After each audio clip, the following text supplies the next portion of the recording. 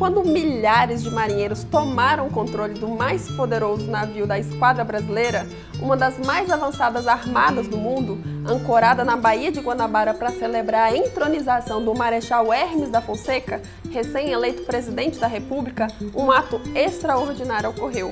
A marujada, impulsionada pela força das armas, desafiou a autoritária aristocracia e racista oficialidade da Marinha. Apontando os canhões dos temíveis encouraçados para a capital da República, eles reivindicaram salários dignos, condições de trabalho humanas e o fim dos castigos físicos. Mais de 2 décadas após a abolição e a instauração da República, marinheiros, em sua maioria compostos por negros, mulatos, pardos e caboclos, ainda eram submetidos a açoites e punições brutais, como nos tempos sombrios da escravidão. Esse episódio marcante é conhecido como a Revolta da Chibata e é o tema do nosso quadro Lutas do Povo Brasileiro hoje. Vamos explorar como esses bravos marinheiros desafiaram a opressão e conquistaram uma vitória que ecoa na nossa história até os dias de hoje.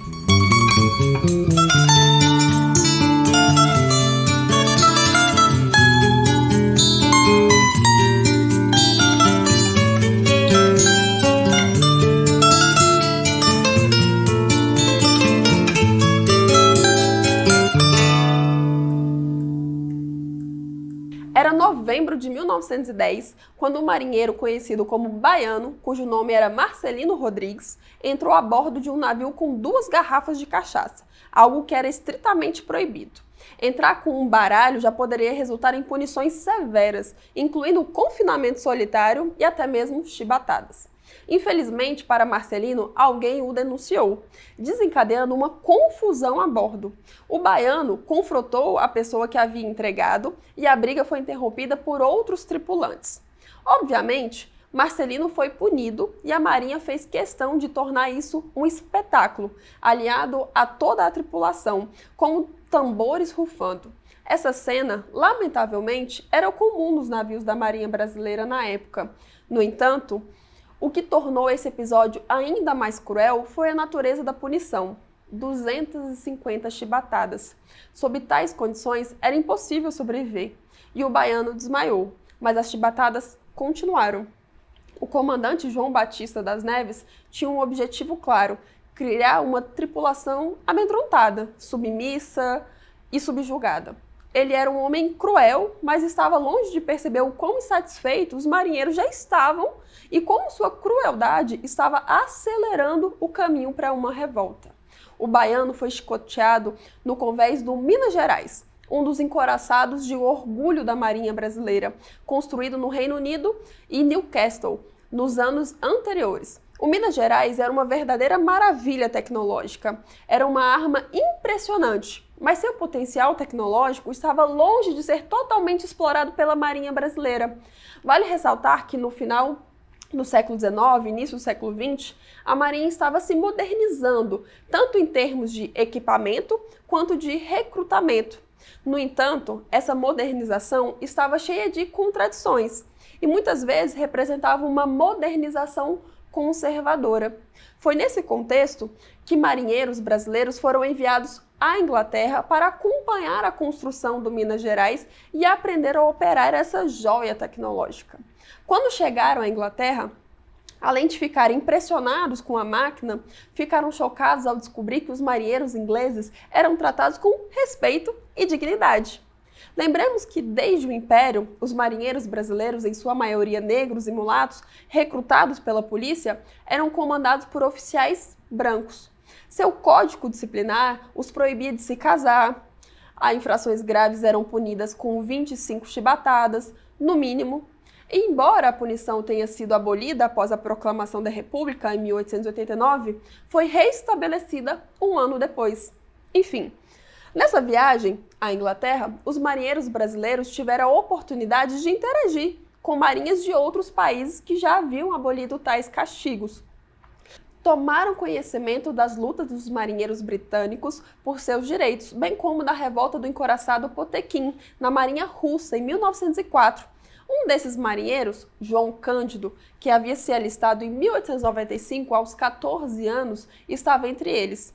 João Cândido nasceu em 1880 no município de Rio Pardo, no Rio Grande do Sul, onde seus pais seriam escravos já libertos. Era um negro alto, encorpado, introvertido, de poucas palavras e poucos gestos. Após seu retorno ao Brasil, João formou um comitê clandestino para planejar uma revolta. A ideia era criar comitês similares em outros navios e realizar um motim em 25 de novembro de 1910, apenas 10 dias após a posse do presidente Hermes da Fonseca. Portanto, a punição cruel imposta pelo comandante João Batista, que encomendou as 250 chibatadas ao baiano em 16 de novembro, estava ocorrendo sem que ele soubesse que uma revolta já estava em gestação há algum tempo. Esse foi o grande erro de João Batista, um erro pelo qual ele pagaria com a vida. Na noite de 22 de novembro, ao adentrar a Baía de Guanabara, os marinheiros do Minas Gerais tomaram uma atitude radical, resultando na morte de vários oficiais. Não temos conhecimento preciso sobre quantos marinheiros participaram desse levante, mas acredita-se que foram mais de 4.000. Essa multidão não apenas tomou o controle do Minas Gerais, mas também assumiu São Paulo, o cruzador Bahia e o navio da defesa costeira Deodoro. João Cândido emergiu como líder, sendo notável por ser um homem negro, representando uma mudança significativa em relação aos oficiais brancos sádicos. João Cândido ordenou que os canhões das embarcações rebeldes fossem apontados para o Rio de Janeiro, com preferência para o Palácio do Governo. Os tiros foram disparados atingindo as encostas de morros próximos, marcando assim o início da revolta da Chibata. Os navios realizaram manobras impressionantes na Baía de Guanabara. Imaginem navios com mais de 160 metros de comprimento realizando manobras arrojadas. Os brasileiros, após seu treinamento na Inglaterra, estavam demonstrando uma habilidade excepcional no manuseio dessas enormes embarcações, impressionando até mesmo os mais experientes marítimos que já haviam testemunhado tamanha destreza, como mencionado até pelo jornal The New York Times. Os amontinados enviaram uma mensagem de rádio ao governo, exigindo o fim dos castigos. A ameaça era clara. Se não obtivessem uma resposta dentro de 12 horas, bombardeariam a cidade. Passaram a noite navegando vagarosamente entre os navios, encorajando-os a se unirem à revolta, disparando tiros de canhões de pequeno calibre que, felizmente, não causaram danos significativos. No entanto, alguns desses disparos acertaram o solo, resultando na trágica morte de 2 crianças. Após a notícia do motim, indagar o Congresso e a imprensa, a incapacidade de conter a revolta se tornou evidente em 24 de novembro. O senador Pinheiro Machado, que apoiara as eleições de Hermes da Fonseca, agiu rapidamente, enviando um representante para investigar a situação. Após testemunhar o sofrimento dos marinheiros e obter a garantia da aprovação da anistia, o motim se tornou um aguardo ansioso, acabando por ser um dos mais curtos da história. Um radiograma posterior anunciou a disposição dos amotinados em se submeter às autoridades, resultando na aprovação da anistia e no fim do motim. Estava começando a se acalmar, quando uma parte do batalhão naval e o cruzador Rio Grande do Sul se insurgiram, em dezembro, sem fazer quaisquer declarações ou reivindicações. Importante notar que eles não tinham conexão com os navios que se revoltaram em novembro. Embora houvesse indícios de que algo estava sendo planejado, a insurgência foi rapidamente controlada. Em resposta, as autoridades iniciaram uma repressão contra as figuras que se destacaram na revolta de novembro. Elas foram acusadas de participar de ambos os levantes, o que resultou na perda dos seus status de anistiados. Isso ocorreu antes mesmo da conclusão de um conselho de investigação para apurar quem estava envolvido de fato. O primeiro a sentir as represálias foi João Cândido. Os elogios exagerados o haviam colocado como símbolo da revolta, resumindo nele todo o ódio e a violência associados ao motim. Ele foi preso em 13 de dezembro e enviado para a casa de detenção, passando posteriormente para a prisão do Exército, onde começou um longo período de dificuldades. Suas provocações começaram com um castigo que, embora não fosse uma sentença de morte, parecia ser. dada aquelas circunstâncias. Em 24 de dezembro, o Exército transferiu para o presídio naval junto com outros 17 prisioneiros e os colocou em uma cela com pouca ventilação. Lembrando que outros marinheiros foram levados à força para Seringais, na Amazônia, e alguns foram fuzilados durante o trajeto. Enfim, na manhã seguinte, dos 18 prisioneiros, apenas 2 sobreviveram, incluindo João Cândido. 6 meses depois, em abril de 1911, ele foi detido no Hospital dos Alienados como louco. Mais tarde, em 1912, foi solto e absolvido, tornando-se estivador e vendedor de peixes no mercado da Praça 15, próximo ao porto. Sua ficha na Marinha registrava que, em 15 anos, ele foi castigado 9 vezes, preso em celas solitárias e rebaixado 2 vezes de cabo a soldado. Além disso, continha 10 elogios por bom comportamento, o último deles em agosto de 1910, 3 meses antes da revolta. João Cândido, então, faleceu em 1969, aos 89 anos, sendo largamente esquecido, mas não antes de registrar seu depoimento no Museu da Imagem e do Som do Rio de Janeiro. Infelizmente, não temos muitas informações sobre o destino de seus companheiros de rebelião.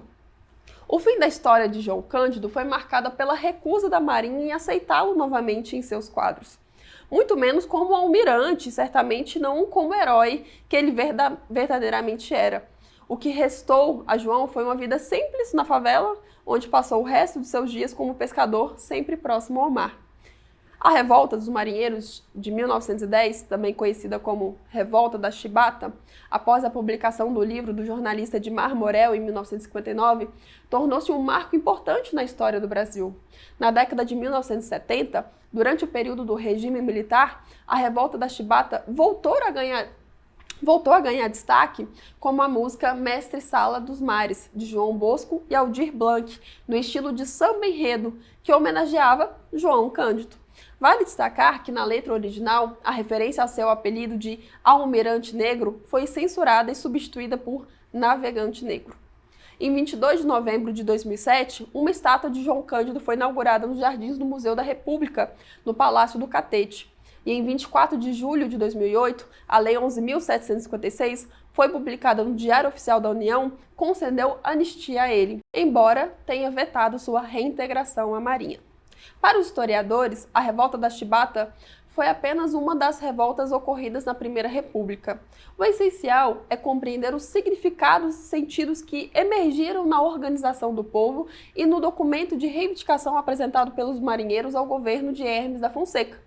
Isso nos permite reconstruir sua historicidade no contexto do início da República.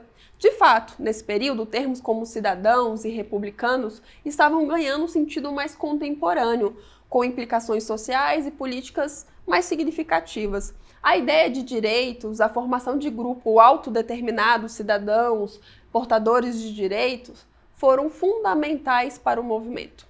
Espero que esse conteúdo seja do seu interesse. Não se esqueça de curtir, comentar, compartilhar e se inscrever para mais vídeos que exploram a história do Brasil, a história de luta do nosso povo. Se você gostou desse vídeo, seu apoio é fundamental para continuar trazendo conteúdo relevante para todos nós. Até a próxima!